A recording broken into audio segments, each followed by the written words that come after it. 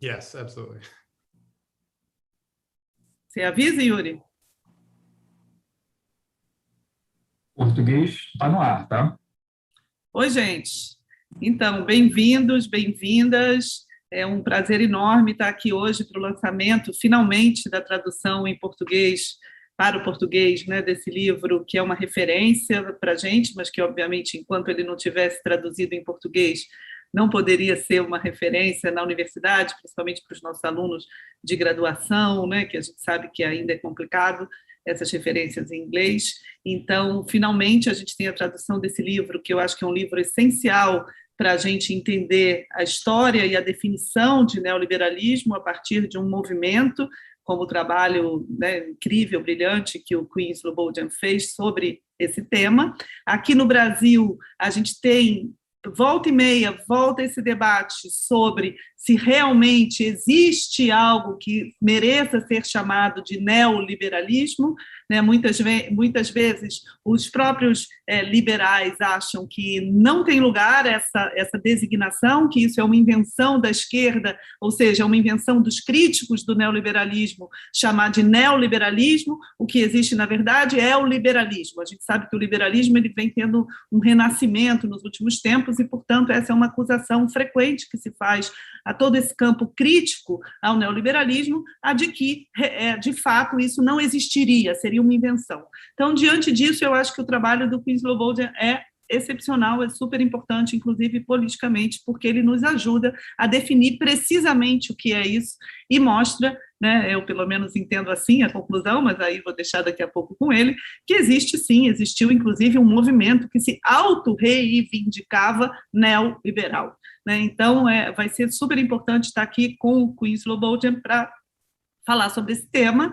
E eu queria começar, Quinn, claro que a gente agora não pode ignorar que a gente está no meio de uma guerra, né? E que acaba tendo a ver com o seu livro, nesse trabalho histórico que você faz, você mostra que esse movimento neoliberal ele surgiu justamente como uma forma de gerir as consequências do fim dos impérios. Né? E agora a gente vê esse assunto voltando à tona, principalmente no discurso do Putin, né? Ele reivindica essa volta aos impérios, ao Império Russo, tem todo um imaginário, todo um discurso que se relaciona a isso. Eu acho que frequentemente, inclusive, a gente não dá muita atenção ao discurso dele relacionado a esse tema, a gente fica mais na geopolítica, mas eu acho que é importante a gente prestar atenção, sim, a o que o Putin se considera como alguém que vai retornar, né, o Império Russo de alguma forma. Então, eu não sei se você já refletiu sobre isso, imagino que sim, mas você atualizaria, teria consequências do seu livro que a gente possa usar para entender o momento atual nesse contexto de guerra entre Rússia e Ucrânia?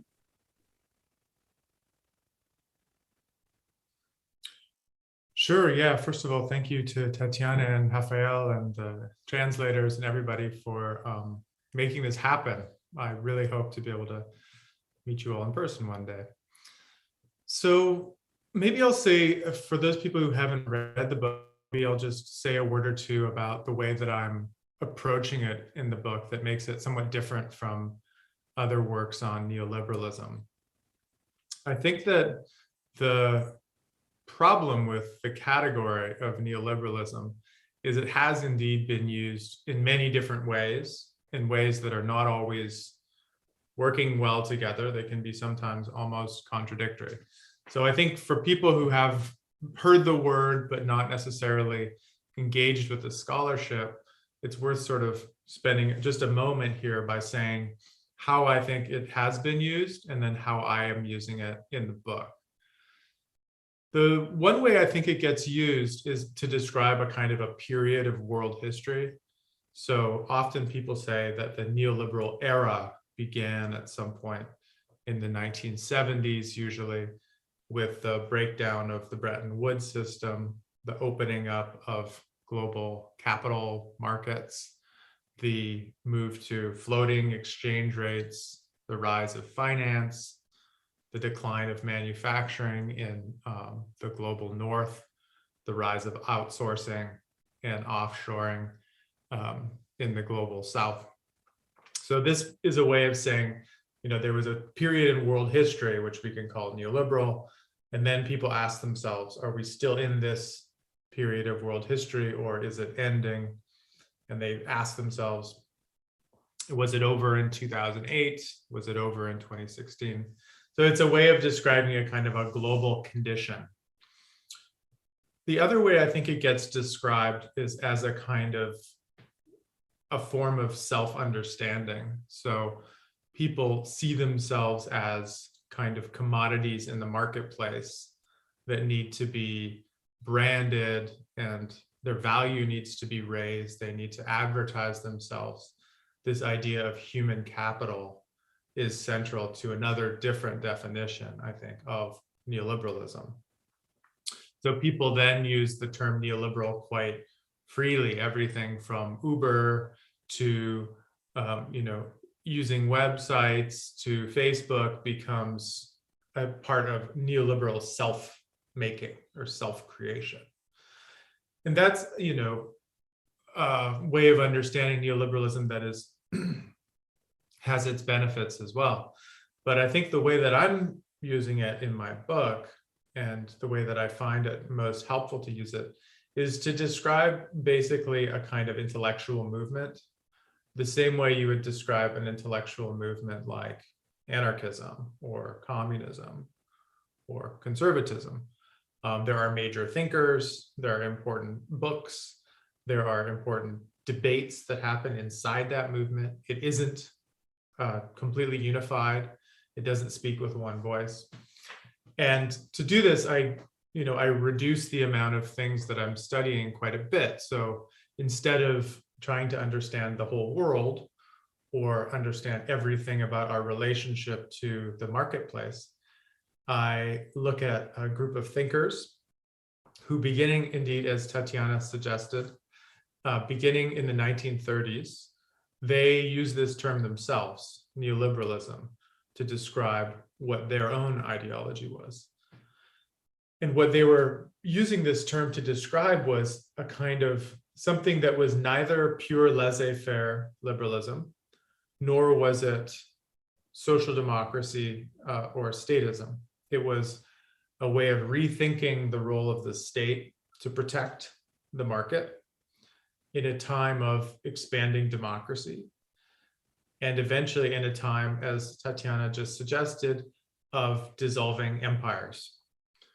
So the point is, now that you can't trust the British Empire to be the watchman for global capitalism, for example, how can you create a new legal structure and a new political format that ensures that economic freedom is protected, not just locally, but globally as much as possible?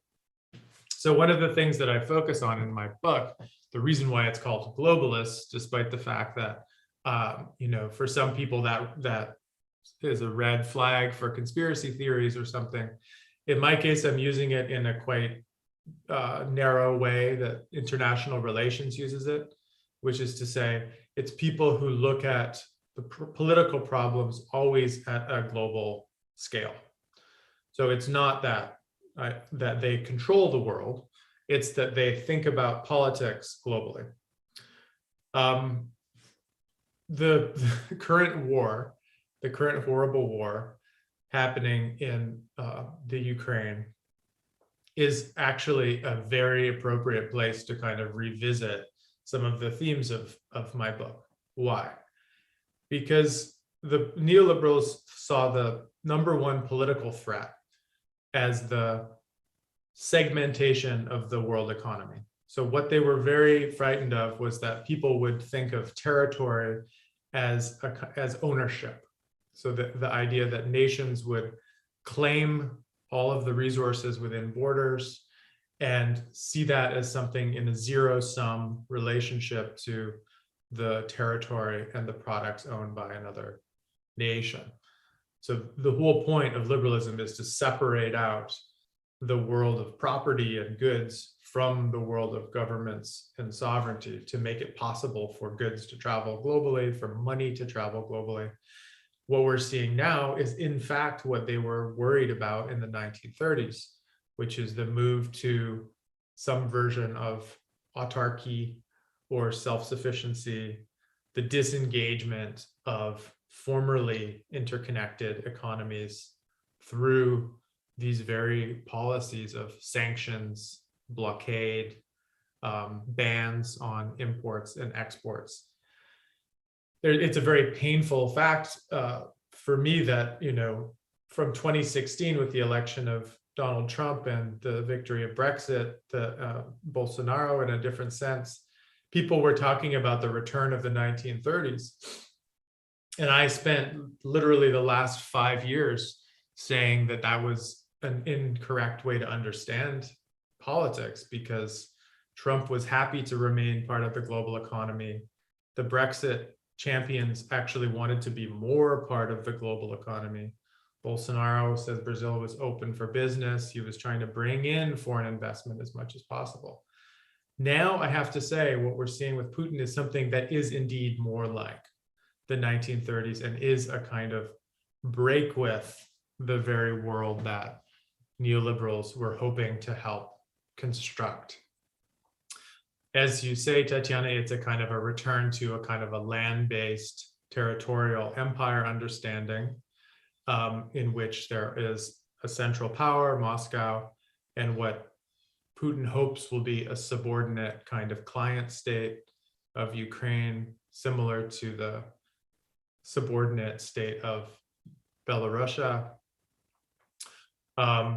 So I think what we see now, much more so than any point in the last 20 years, is a return to that zero-sum territorial economic nationalist logic that neoliberals were setting out to oppose. So it's personally for me a quite not just disturbing moment because of the suffering that's happening, but it's also an intellectually challenging moment, because I have been spending all my time criticizing the neoliberal globalists in a way, and it is true that I think we're seeing here something that is worse than their proposition, right? There are things that are worse than global economic interdependence premised on the suppression of democratic alternatives. What's worse is, millions of people being displaced, entire cities being destroyed into dust and bricks. So it's a sad testament to the way that some people describe liberalism as a philosophy of the lesser evil. It's neoliberalism not as a praiseworthy doctrine or a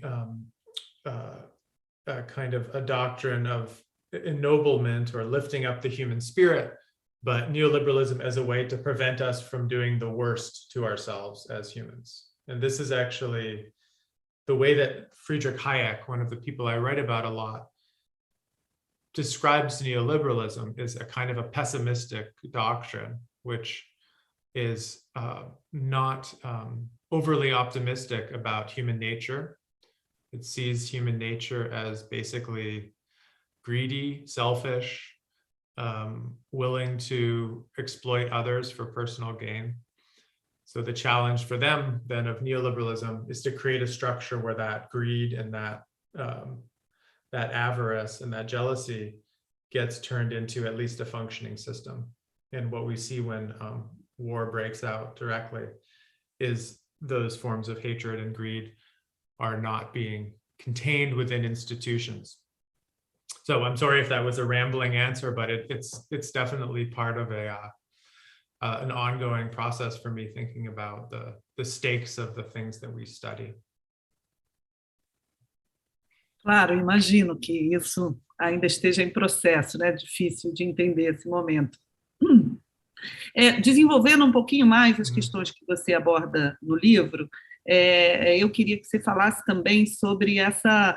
Eu vejo, pelo menos, o seu livro como uma contribuição importante numa definição mais política, nesse sentido da política global, do que econômica ou mesmo economicista do neoliberalismo, que eu acho que é mais popular entre a gente aqui. Então, não sei, talvez, voltando ainda ao livro propriamente dito, queria que você falasse um pouco disso, né, de como eu acho que você conseguiu desviar a atenção de uma definição puramente econômica que acaba se tornando o economicista do neoliberalismo para focar numa questão mais de política e de política global. Right. Well, I think that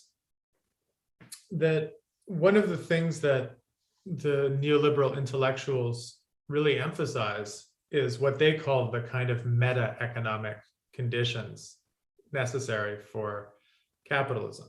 So they're very interested openly in their writing about the extra economic conditions, the forms of law, the forms of political representation, and even the forms of morality and cultural norms that are necessary for what they see as a functioning or a healthy capitalism. So in that sense, as a historian, I didn't have to impose that on the sources, or I just needed to read the sources carefully and see what they were saying about the challenge of maintaining economic interdependence.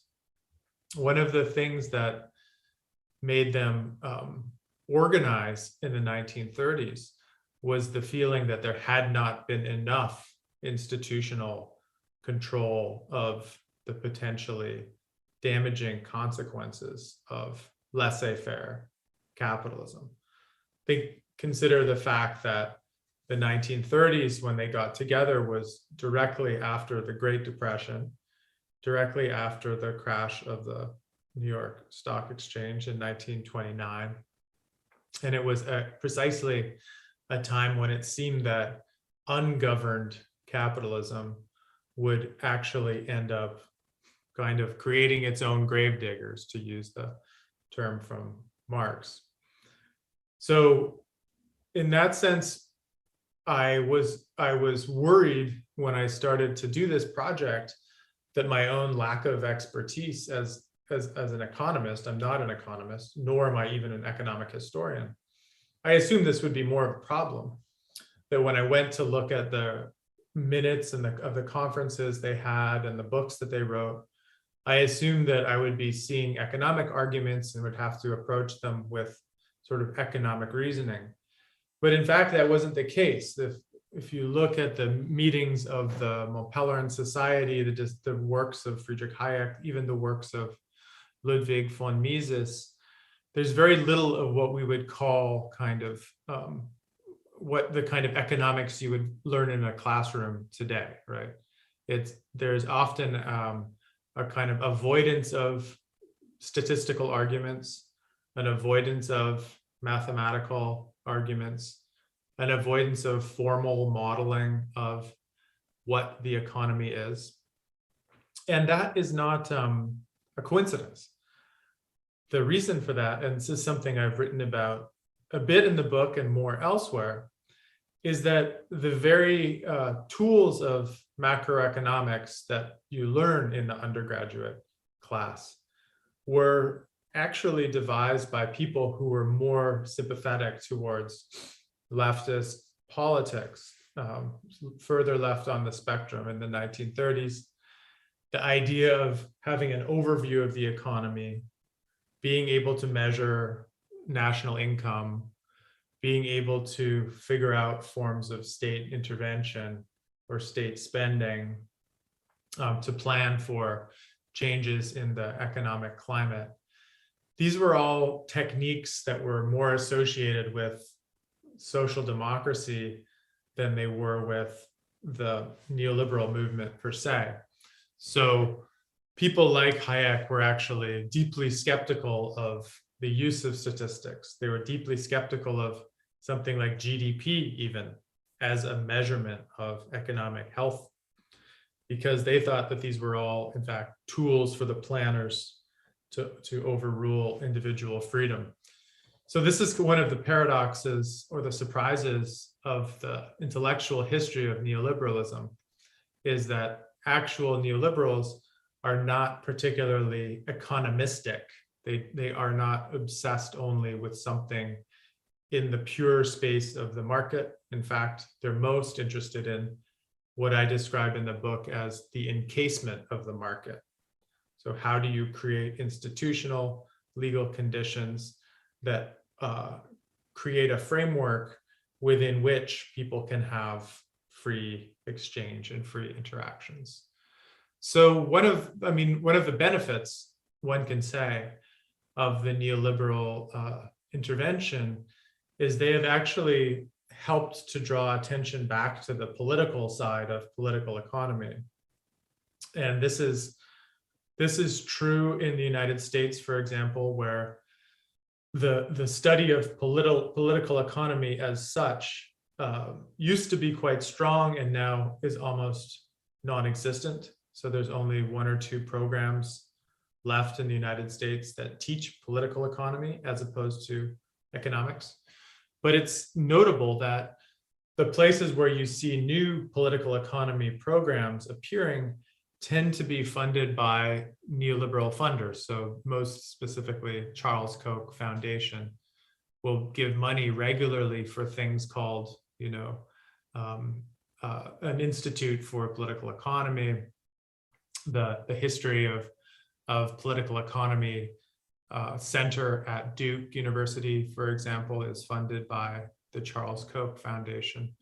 So there's a surprising way in which neoliberals are bringing more attention back to the political aspects of economics, which is something that I think we can follow ourselves and sort of see that we shouldn't feel that without the proper economic background in neoclassical economics, that we are shut out of debates around issues of distribution or the good life. That I think these are debates that are as political as they are economic. And I must say, having now lived through, as an adult, the period from sort of 9/11, let's say, to the present, with 2008 and the global financial crisis right in the middle, I see, and I don't know if it's true for you too, Tatiana, but I've seen a major difference in people's belief in the possibility of understanding economic arguments. So when I was younger, I feel like people just assumed that if you weren't an economist, you couldn't make any sense of it. It was beyond you. How could you know what a central bank was doing? How could you know what finance actually meant? But then after the global financial crisis, I think everyone had this wake-up call, which was like, oh, they are not managing this well. Whatever is happening in the realm of experts and the technocrats is clearly, they clearly do not have their expertise in order. So we have no choice except to try to understand what is going on there. And for many people, that has, of course, turned into a sort of just an anger or a rejection of the idea of technocratic management of the economy.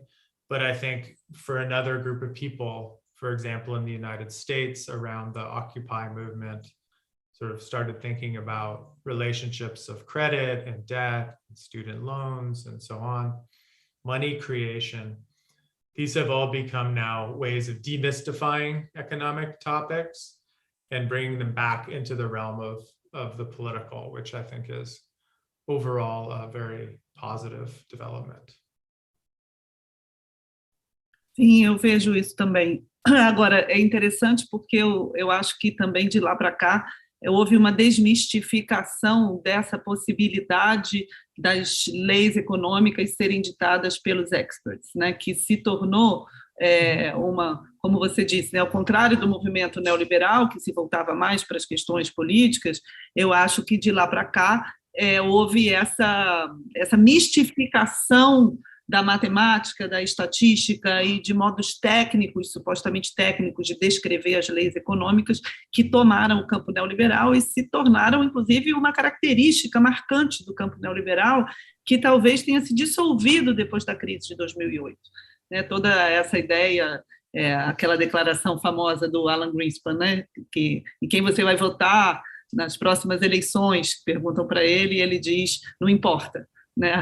Desde da globalização, o mercado funciona sozinho, independente de quem é o presidente da República. Ele disse isso em 2007, e em 2008 a gente viu que era mentira, né? Quem fala disso muito bem é o Adam Tooze, inclusive, né? Mostrando como o ativismo monetário, que é totalmente uma decisão política, foi necessário. Então, é interessante você ressaltar isso, porque eu acho que depois o neoliberalismo mudou essa característica e talvez o campo dos críticos, né, o campo mais progressista de esquerda, tenha se tornado mais economicista também por causa disso, né? E eu acho que isso agora está revertendo de certa forma. Antes de passar para o Oliver, eu queria só pedir para você desenvolver mais uma coisinha. O Oliver vai fazer uma pergunta também daqui a pouco, porque relacionado a essa questão que você falou, você também fala no livro, sobre a influência do livro A Grande Transformação, do Polanyi, né, numa certa visão mais hegemônica que a gente tem da definição de capitalismo e de neoliberalismo. E aqui no Brasil também esse livro é muito influente em diversas áreas. Ele é muito influente e é essencial, acho que aí você acerta bastante ao dizer isso, na nossa definição de neoliberalismo. Então, eu queria que você falasse um pouco mais disso também, e de algo que aparece ali, né? Claro que de uma maneira discreta, elegante, mas você faz um certo antagonismo entre uma visão mais de historiador e das ciências sociais, né? Talvez a nossa definição de neoliberalismo tenha sido predominantemente aquela das ciências sociais e essa visão histórica tenha ficado em segundo plano. Então, essa é uma pequena provocação aqui, mas como eu também sou mais historiadora, queria que você falasse um pouco disso. Yeah, the Polanyi thing is interesting. I mean, it has won me some critics from that corner, but also some sympathetic voices. So, for example, his daughter, Carrie Polanyi Levitt, has been very supportive of the book and hasn't seen it as an anti-Polanyiist screed, which it definitely wasn't intended to be. In fact, Fred Block, another of the major Polanyi people, said that he thinks that I am a Polanyi person, just I don't realize it yet or something. So why do I think that the Polanyi frame is a bit unfortunate sometimes?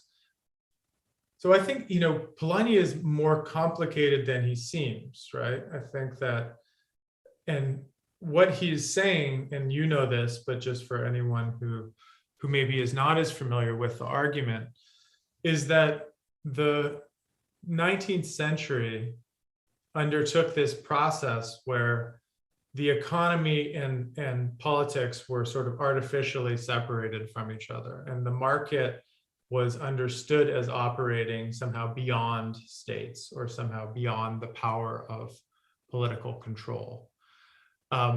This is what economists want, a certain brand of liberal economists wanted. That's how they pretended the world was. And by pretending it was like that, they also made the world like that a bit more. They produced institutions that preserved the separation between the world of property and the world of states. They preserved the immunity of private actors from democratic control. Polanyi is very careful to say that this was always sort of a magic trick. This was always an illusion, as this famous line that laissez-faire was planned. But I think some people who read him maybe don't follow him on all of these steps. And so rather than getting to the end and realizing, no, in fact, there is no free-floating economy disembedded from the world of politics, they misunderstand him to say that there is an economy that somehow has been extracted or disentangled from politics. And when people described the 1980s or the 1990s as a kind of repeat of the Victorian 19th century period, they sort of falsely claimed, I think, that the world economy had become autonomous from politics and had its own internal logic that was somehow separate from the world of states and politics. And that, I think, was produced a bad way to study global capitalism, right?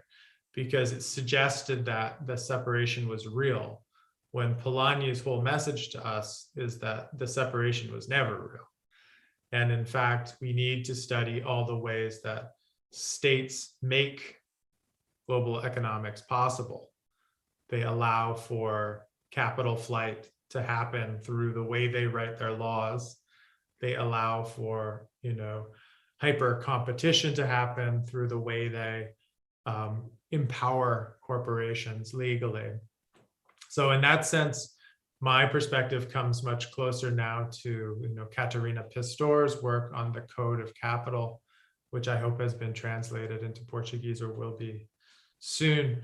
But this is her point too, is that the more we can think about capitalism as happening through states and through law and not beyond them or above them, the closer we come to a better empirical understanding and also a way to contest and challenge, the status quo in our own political work.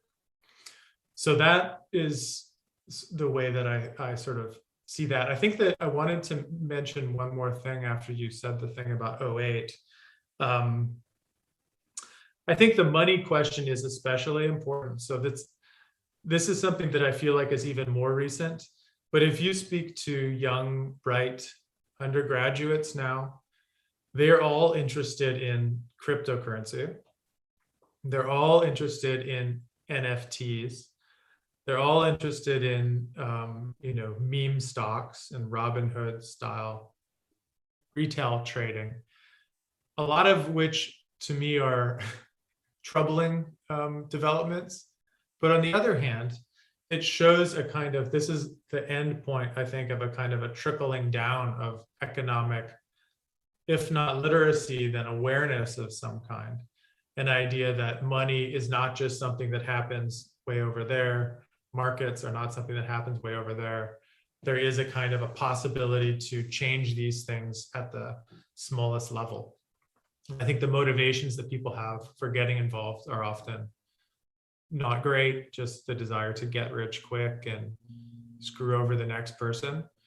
But we are seeing, I think, the end point of this demystification, the way that we don't trust institutions anymore to simply be the caretakers of value and the caretakers of money. They have lost their monopoly of interpretation. So in that sense, I think it's a good resource that we can work from. Ótimo. Então, agora, Oliver vai colocar uma questão, foi o tradutor do livro.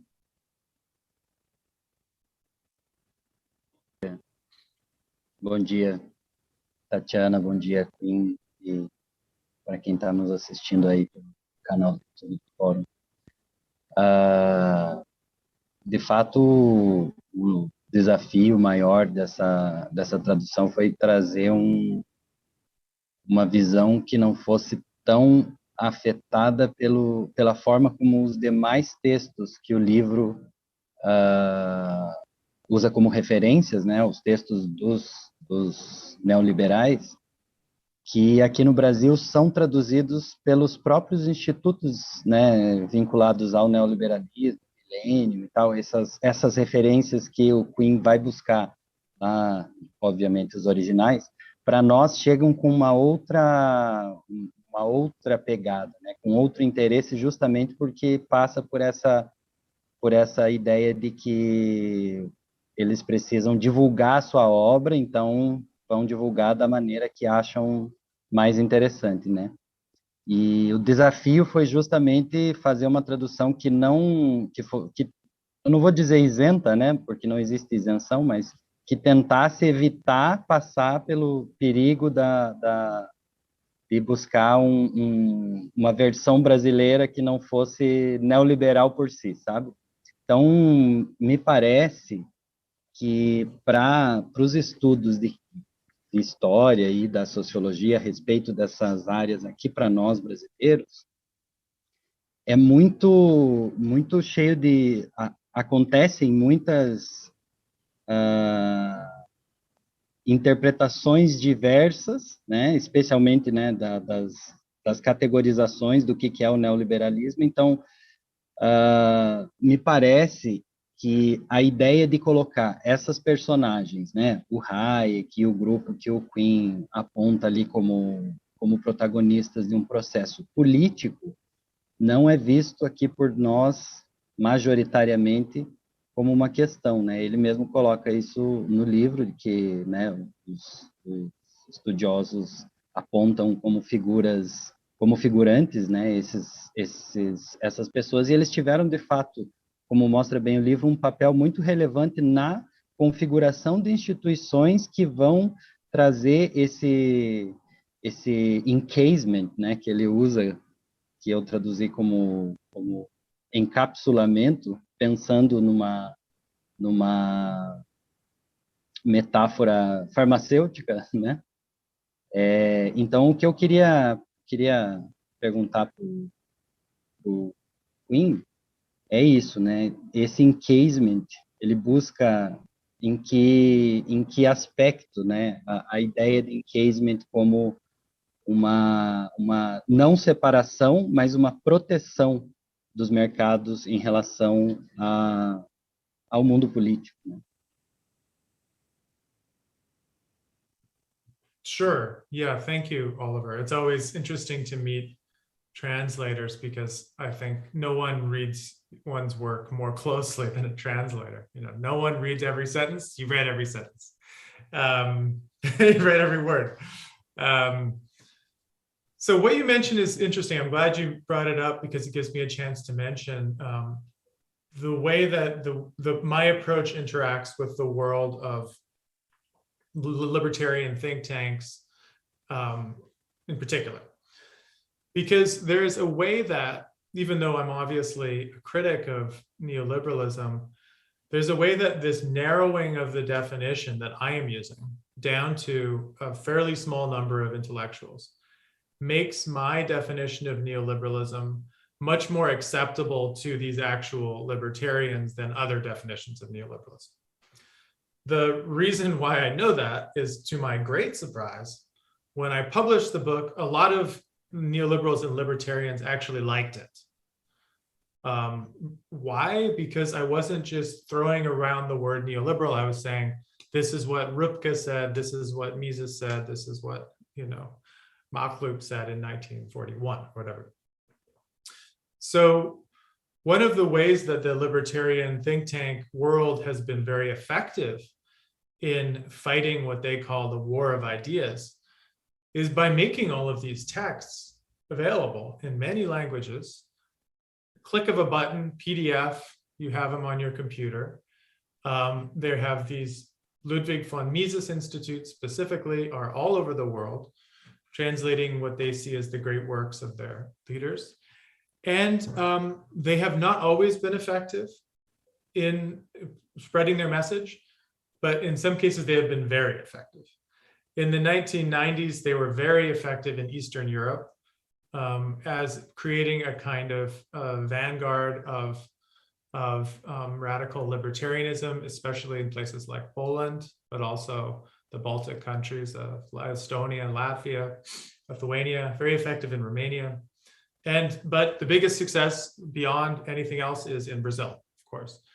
Well, you know, the pictures of Bolsonaro holding the books of Ludwig von Mises, the fact that his son went to the Mises Institute for seminars on monetary policy and so on. Obviously, part of the protest movement against Dilma was a moment for the breakthrough of this libertarian perspective as well. I'm sure we could talk a long time about that, and I would love to hear more at some other occasion.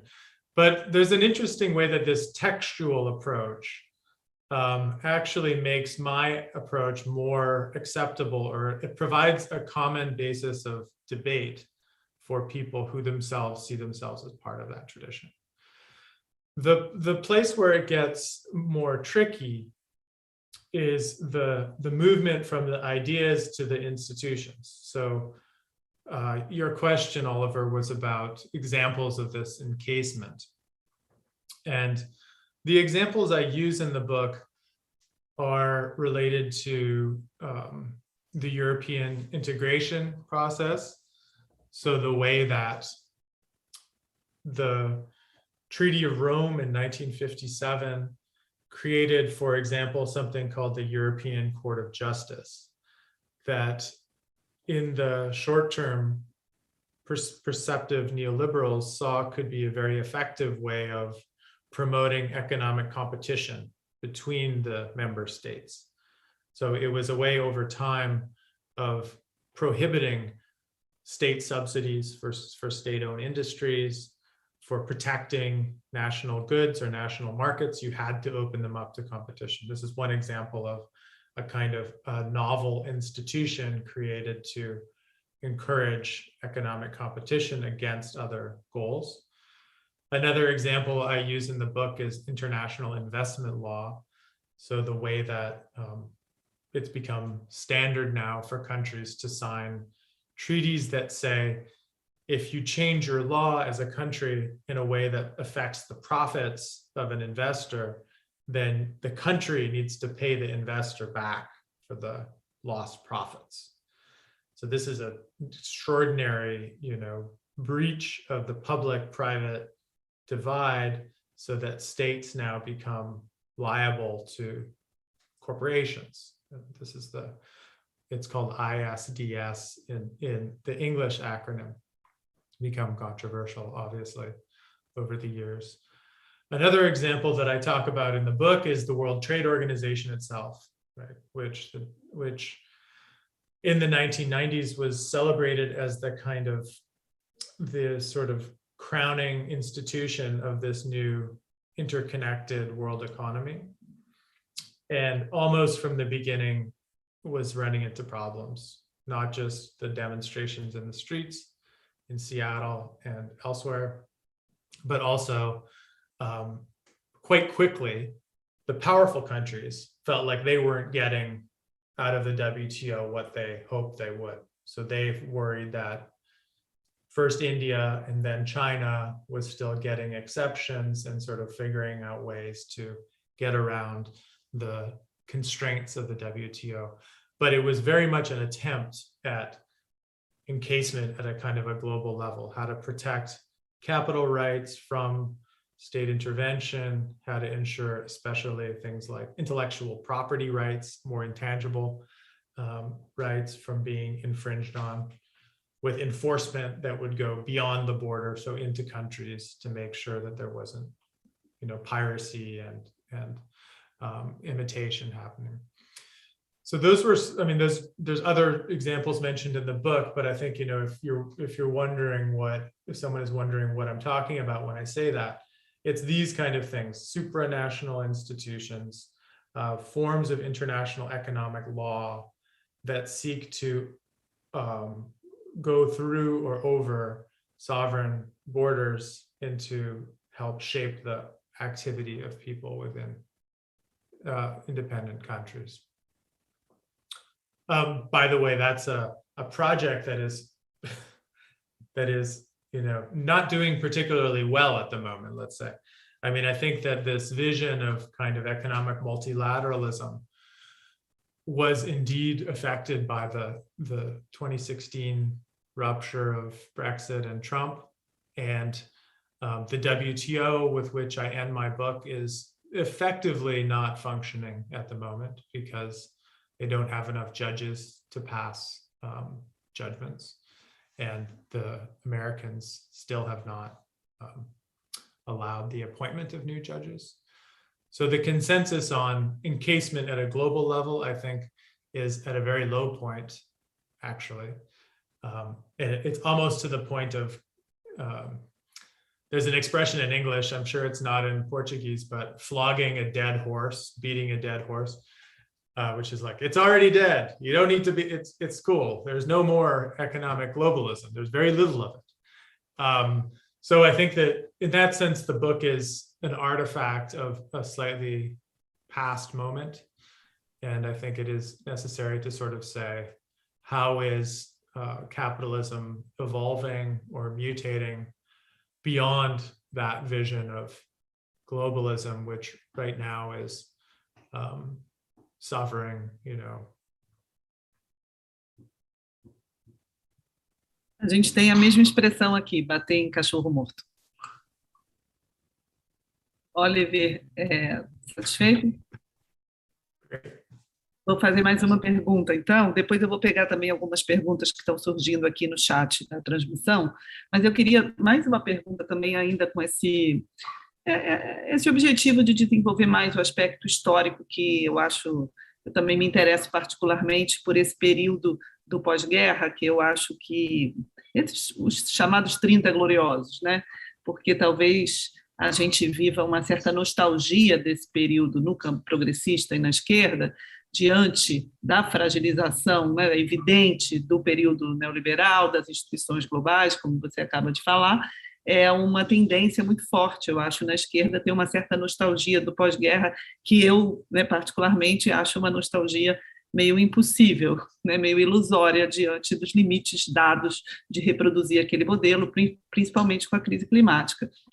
Eu tenho trabalhado bastante sobre isso, fiz um livro recentemente que fala um pouco disso do ponto de vista da ciência. Então, eu queria te pedir para falar um pouco mais, porque você... Quando você fala, né, da iniciativa desse movimento neoliberal como tendo por objetivo conter as soberanias nacionais depois do período do fim dos impérios, fica parecendo uma certa continuidade para o leitor apressado, eu sei que no livro você desenvolve, entre esse período e o período do pós-guerra, que aí o inimigo já é outro, de certa forma. Esse inimigo muda um pouco de figura, digo, o inimigo do movimento neoliberal muda um pouco de figura, porque ele passa a ser a democracia de massas, a social-democracia, e o que isso representa como uma nova ameaça, né, para essa tentativa de gestão global dos mercados. Então, eu queria que você falasse um pouquinho mais especificamente do pós-guerra e de como a democracia de massas era vista por esses teóricos e militantes do movimento neoliberal. Mm-hmm. Right. Well, that's one of the ways that I try to unsettle or disrupt the common narratives we have about the post-war period, which is, you're absolutely right. In almost all history books, these are described as the era of the golden age of capitalism, really, the kind of economic miracle in Germany, the glorious 30 years in France, and so on. What was so interesting for me, reading neoliberal intellectuals writing in the 1950s, writing in the 1960s, was that they saw this, what we call the golden age, as a kind of a dark age. Why? That doesn't seem to make sense, right? I mean, it was a capitalist time in Western Europe. In retrospect, it was the Cold War framed as a opposition between liberal capitalism and state-driven communism. So why would this be a dark age? Well, the things that we see as a kind of a balanced form of welfare capitalism, they saw as the beginning of a movement to something much more extreme. So the nationalization, for example, of industry in Britain after the Second World War, right? The nationalization of the mines, of the airways, the telecommunications grid. These were seen not as ways to kind of manage the market by neoliberals, but as the first step towards the elimination of all forms of economic freedom and economic choice. So the 1950s and 60s, they saw as the kind of beginning of a creeping socialism that would eventually take over. In that sense, one thing that I find totally fascinating about their narrative of the Cold War, these neoliberal intellectuals, is their primary enemy was never the communists outright. They thought that the communists were, in a way, doomed.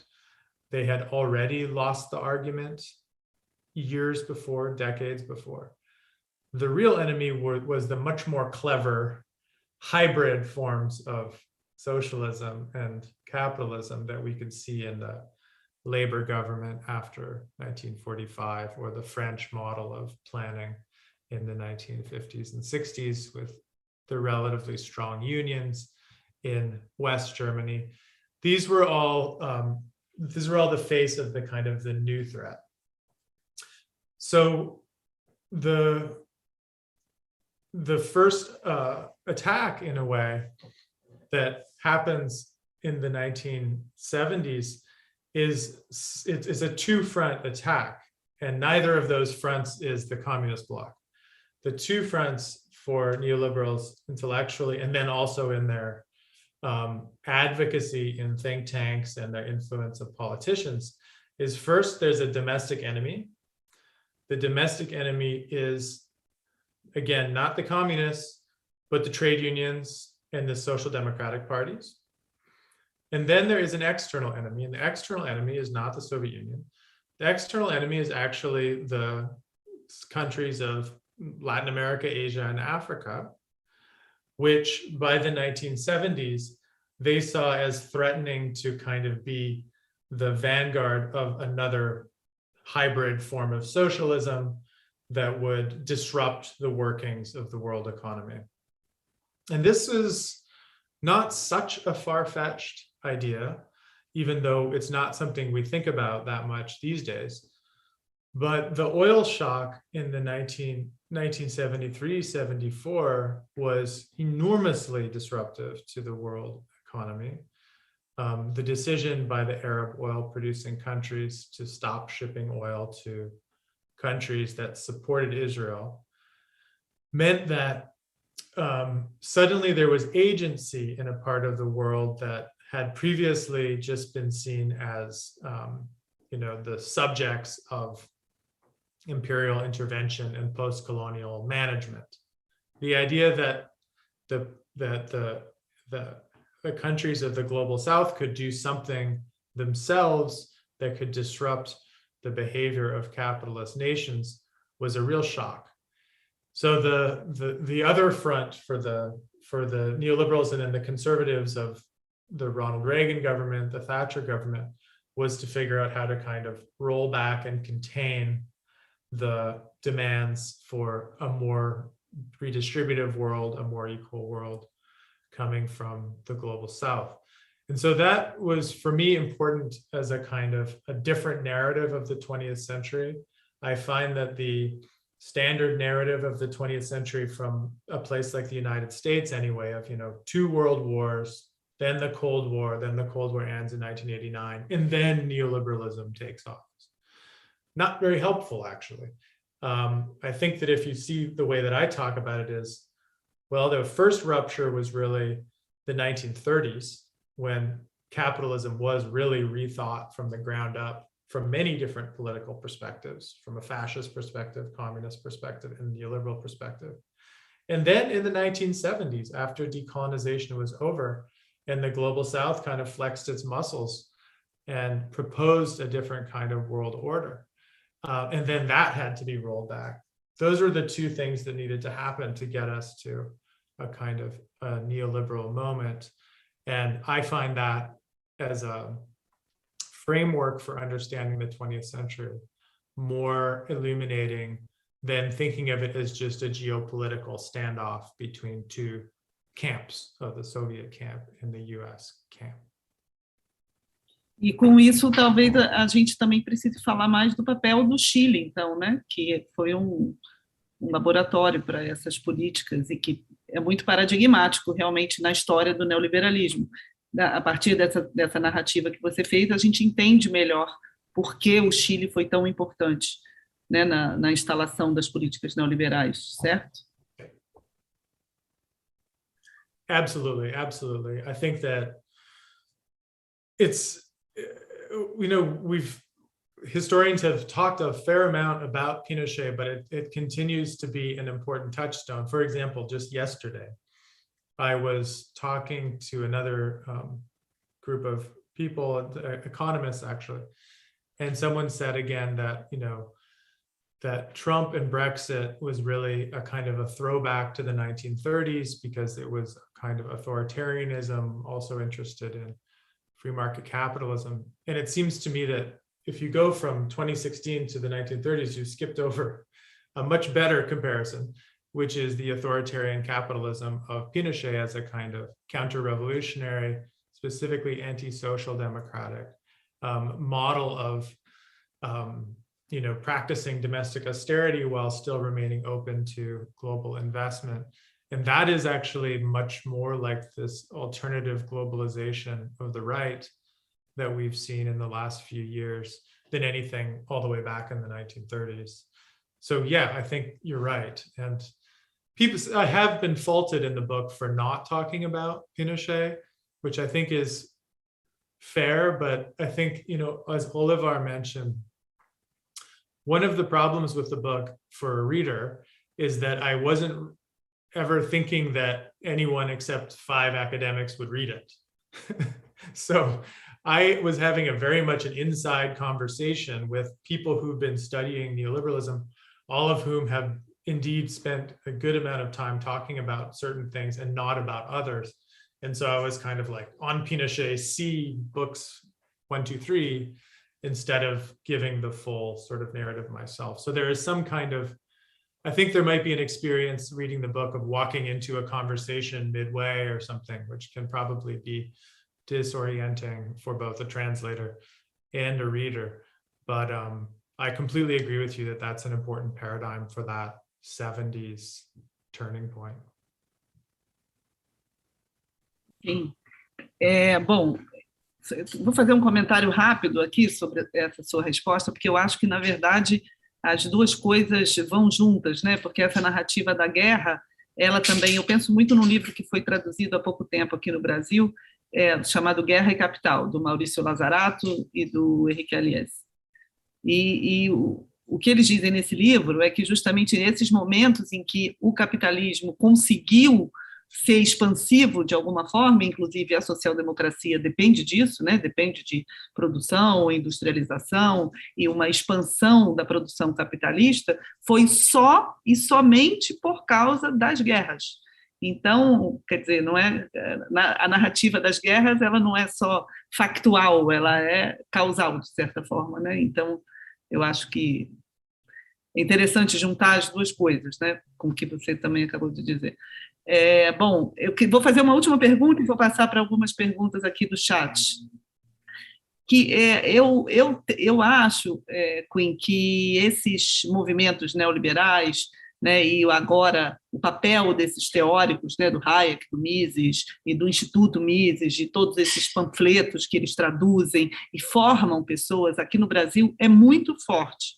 Eu acho que a influência desses grupos libertários tem sido muito forte, foi uma base importante do Bolsonaro, sim. Talvez agora uma parte desses grupos estejam deixando o Bolsonaro, o que inclusive é responsável por certo enfraquecimento, ainda bem, do Bolsonaro, mas eles são realmente, têm uma militância intelectual que é admirável, ainda que eu discorde completamente das teorias e das opções políticas desses grupos.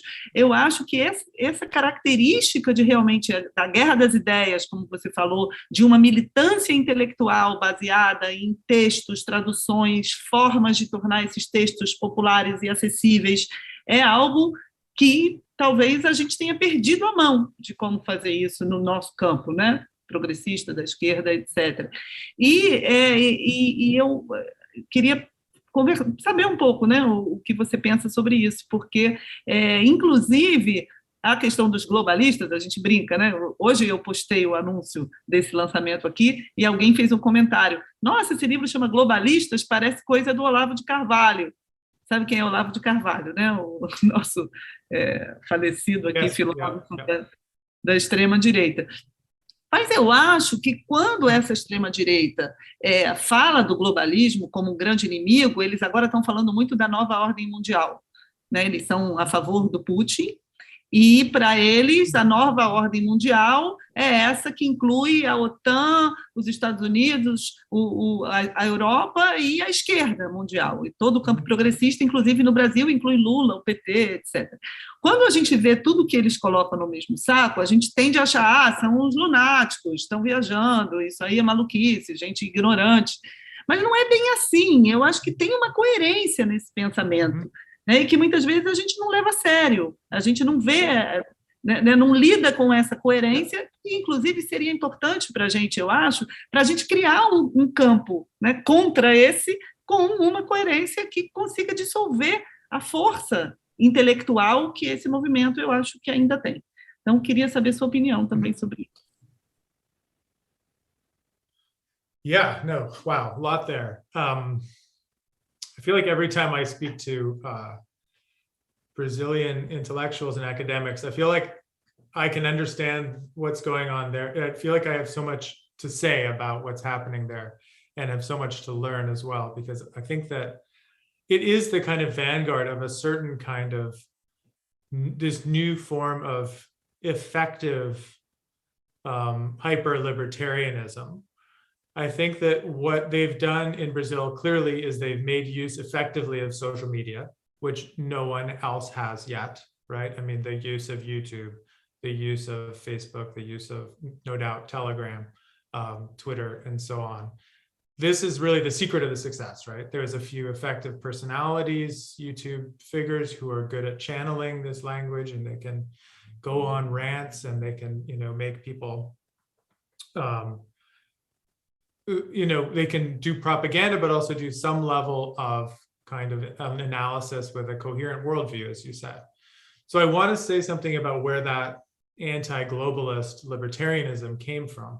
But actually, very quickly, I want to just circle back for a minute, because I think this is a helpful way to answer Oliver's earlier question as well about encasement, just on the Pinochet thing, that I think that Pinochet is also very helpful to be reminded of, because of the Constitution of Liberty and the new constitutional convention that is happening in Chile, and that will probably happen in Honduras and Peru as well.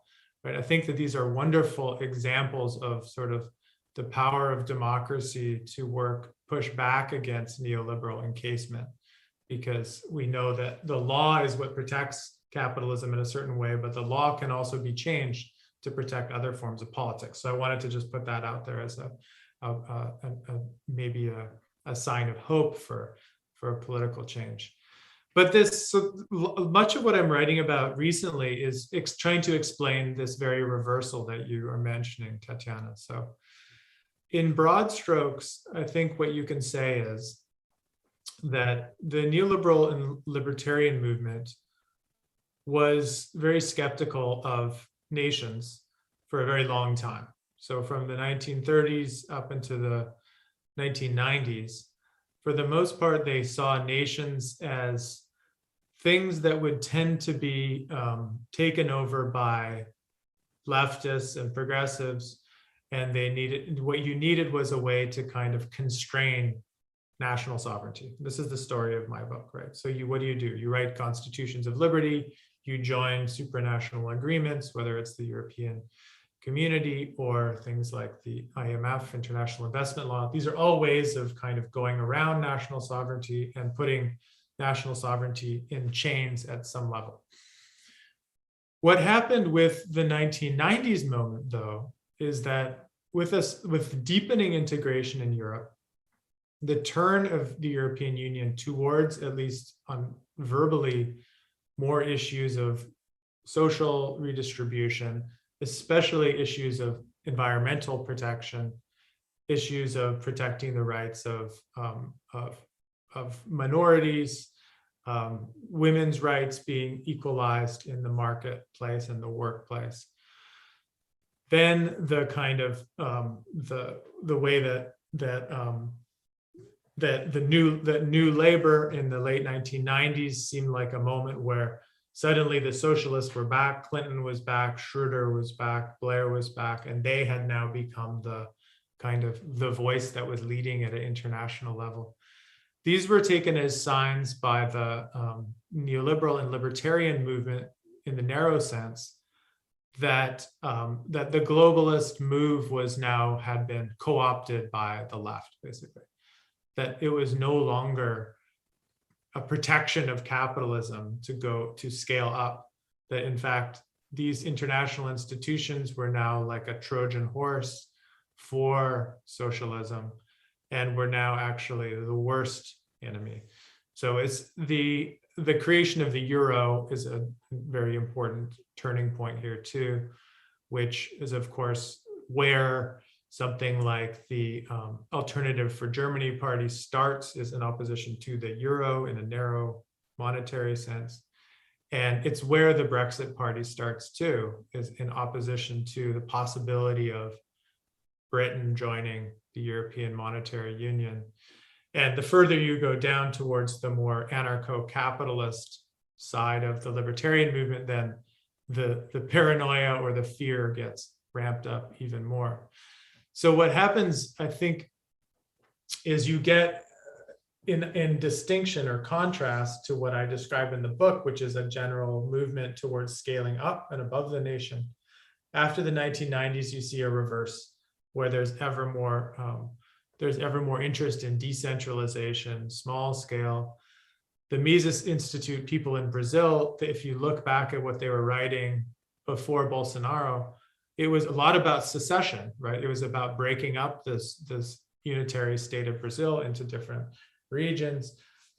This is the kind of reverse direction that now I think has been very effective, actually, because it's much more powerful to say our ideology is about putting the power in the hands of the small person, whether through cryptocurrency or creating your own digital communities.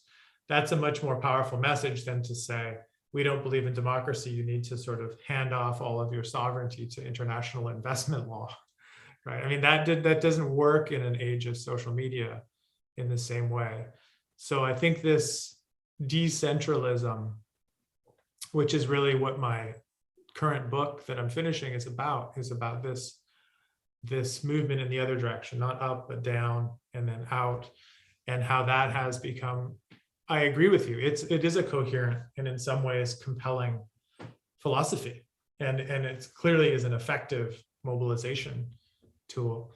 And I think that since the end of this last wave of left-wing populism in the North Atlantic anyway, we have to see now, we basically put all our hopes in Latin America, to be honest, for once again, to actually do something positive with the kind of left populism. But the primary enemy, I would agree, or I don't want to say enemy, but the primary opposition is this small scale, decentralized vision of economic freedom rather than a kind of grand global design. So it's a perplexing and rapidly changing moment, which and the battle lines always move. So look at Salvini, right, in Italy, right, posing with the Putin T-shirt 3 years ago, and now he's at the border welcoming refugees because he's in Draghi's government, right? So I mean, who saw that coming? So one can't be too hasty with predictions because these alliances, I think, can shift quite quickly. But I 100% agree with you that they are ahead of us. This libertarian group is sort of trailblazing now in some ways with their use of the internet and social media. And the thing that myself and my collaborator, Christy Thornton, have just started is called the History and Political Economy Project, which you can find online. And we're trying to do in a small way, countering this a bit. So we're doing like they do essay prizes, translations, supporting graduate students who are working on relevant work. And Lazzarato actually is one of the books we're looking at for translation. And Dardot and Laval have a new one also about this idea of civil war, arguing in a similar way, which we will be translating for VERSÁO. So 100%, we need to do this sort of a broad strategy to kind of counter the popular movement. Exato. Bom, vou fazer duas perguntinhas aqui no chat. Não sei, Oliver, quer fazer mais alguma pergunta? Enquanto isso, deixa eu ver aqui no chat. Olha, tem uma pergunta do Leonardo, que ele fala sobre o papel da escola e como isso está inserido na construção da ideologia neoliberal, né? Ou seja, aqui se fala muito de como essa ideologia neoliberal construiu a ideia de que, na verdade, os trabalhadores precarizados são empreendedores. Então, ele pergunta sobre isso, essa ideia de empreendedorismo e como uma construção da ideologia neoliberal. E depois o Matheus, que pergunta sobre essa dimensão moral do neoliberalismo, que lugar ocupa nessa dimensão os discursos sobre a natureza humana e seu funcionamento, se tem relação com esses discursos. Yeah. So is that school as in just education or as in like university? Na educação mesmo, na educação básica, não só na universidade, pelo que eu entendi, na educação em geral. Yeah. Yeah. Wow. I mean, I have to say, you know, being part of an American university or college, it's a very, very depressing time, actually, for education and what the idea of education is supposed to be. I'll give you a concrete example, which is recently there was an election in the state of Virginia, and there was a surprise win by a Republican candidate, anyway. And he beat the Democrat candidate specifically on this question of education and the idea of progressive ideals being taught to students. The term that was used falsely was critical race theory. And the idea is that students are being taught to hate their whiteness and to see America as an evil slavery-built country, which of course it is. But the backstory is that the Democrat had no real way to argue because he himself had been coming up with arrangements with Amazon to invest in Virginia based on the idea that they would start changing the curriculum in the school system to basically aim towards producing, you know, future programmers, people who would be of use to Amazon having its new headquarters in Virginia. So this is, to me, sums up perfectly the state of education, at least in the United States right now, is the quote unquote left Democrat version is how can you educate people for the workplace best? And the right-wing version is simply a paranoia that left-wing values are being downloaded into their children from kindergarten to university. And neither of those are good. Neither of those are ways out of the problem that we're in. And in some ways, and maybe this is the spirit of the question, in some ways, the Democrat approach is more neoliberal in the sense that the only way that you can justify education is through a future high income or an income at all. So famously, Obama was going to adjust the funding to individual colleges and universities based on how students did in their careers 10 years out. So if you got a higher wage 10 years after university, then that college or university will get more funding from the federal state. So this kind of reduction of the idea of education simply to a kind of skills for the market has had massive changes and effects on what we can do in the classroom. So the number of students that take a history course or even an English course, or let alone a critical politics course, are smaller every year. More go into computer science, more go into economics. So the idea of humanism as a kind of goal in and of itself, or humanistic education, which was just sort of a natural part of America's prosperous years, let's say, from the 1950s to the early 2000s, is gone. It's 100% gone. There is no sense that humanistic education is a goal in and of itself. So this relates actually to the second question about morality. And I sort of made reference to this earlier, but people have described liberalism and neoliberalism as a kind of a philosophy of the lesser evil, which is to say it actually has a pretty negative view of humans. Hayek's most compelling way of talking about this is in his work on the atavism of social justice, which is a fabulous phrase because it implies that if you're interested in social justice, if you're interested in caring for the person next to you or the well-being of others in your society, let alone the world, then what you're experiencing when you have that emotion is actually evolutionary throwback. You are experiencing the remains of a feeling that we had when we were living in small groups as hunter-gatherers, reaching back to our kind of time as living as subsistence communities. And it's a kind of, an inheritance that we have from an earlier version of human life. And it needs to be overcome and suppressed. Because what else is sitting in the heart of this idea of social justice is an idea of destructive nationalism, or the desire to protect your own people against the enemy people.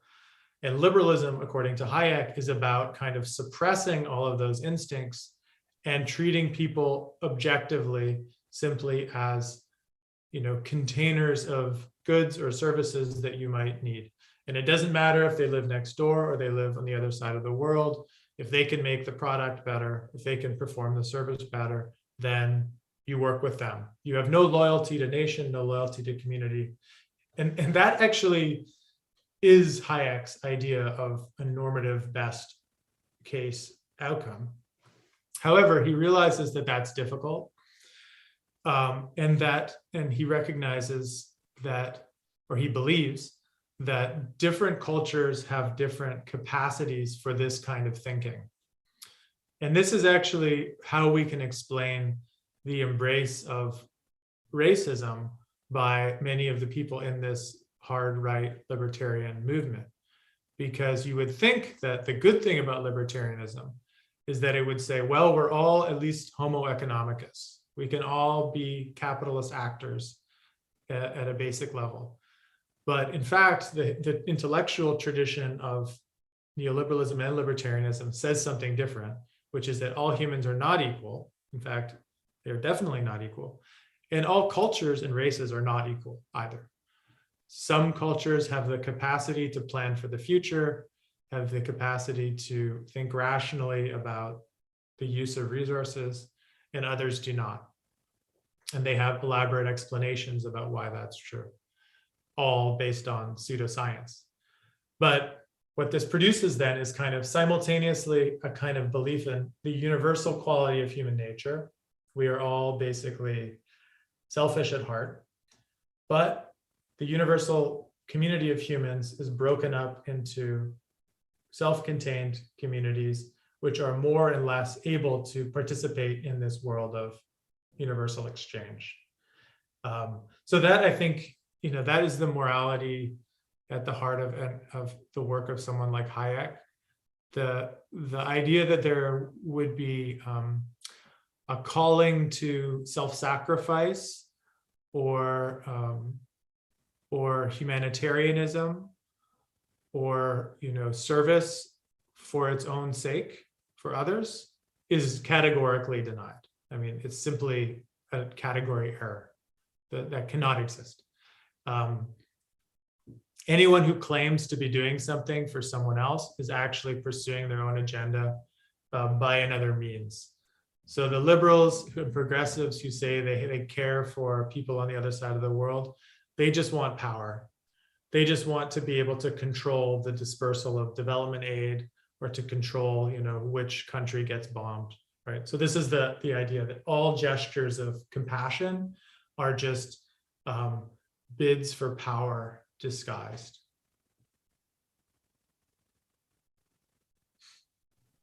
Muito bom. Oliver, quer fazer mais uma pergunta? Antes de eu fazer a final, vou fazer uma última.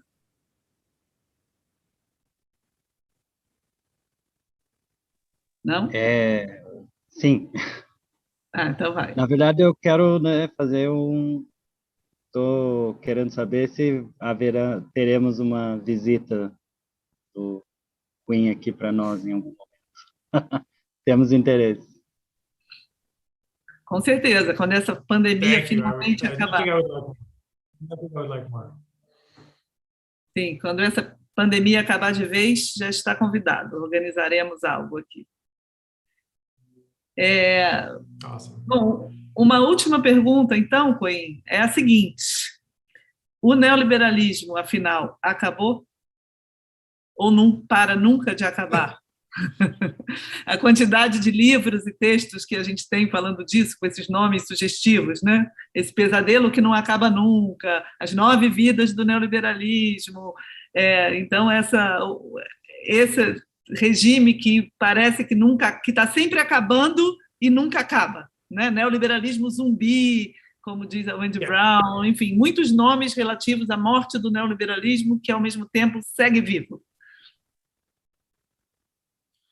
Yeah, I think it depends on how you look at it. So return to the way I started.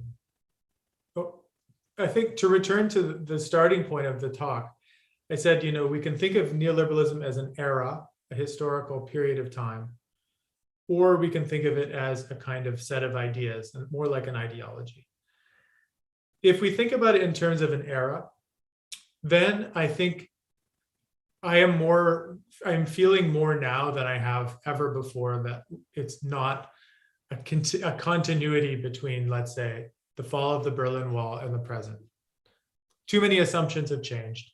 Too many baseline consensus ideas about how the world should work and how the environment or how the economy should work. Too much has changed. I think it doesn't feel like a single era anymore.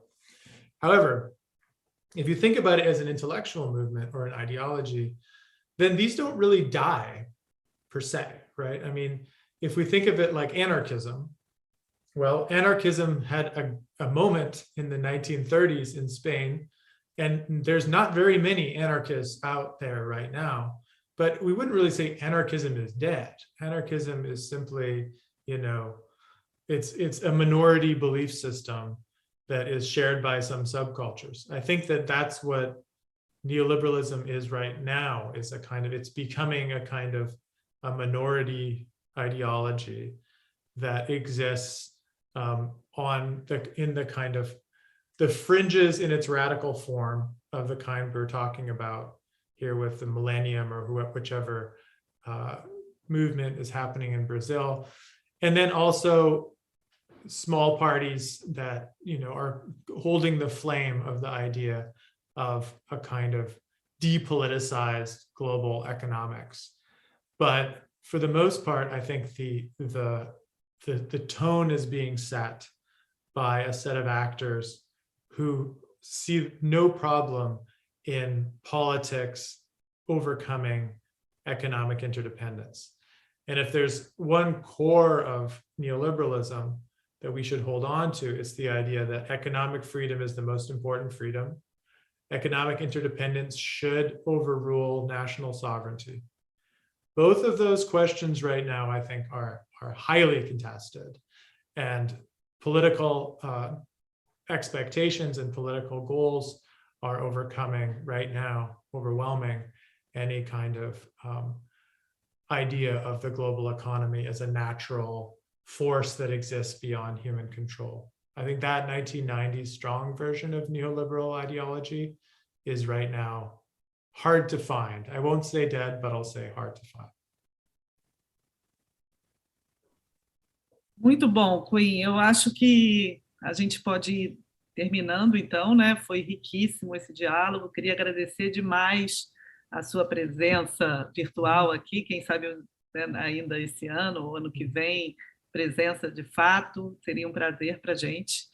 E eu queria agradecer demais também aos editores aqui, ao Rafael, ao tradutor, Oliver, e aos intérpretes, Priscila e também a equipe do Fórum, né, que transmitiu, que organizou, Yuri, Bruna. Então, gente, agradecer demais a todos. Passa a palavra para o Quinn para a gente encerrar, então, e depois da palavra do Quinn, pode encerrar a transmissão. Yes, thank you once again. I also look forward to seeing the book, and thank you to the translator and Tatiana for all of your wonderful support. All right. Bye-bye. Hope to see you soon. Quinn, muito obrigada, viu? A gente continua aí, né? Espero outros momentos de interlocução assim.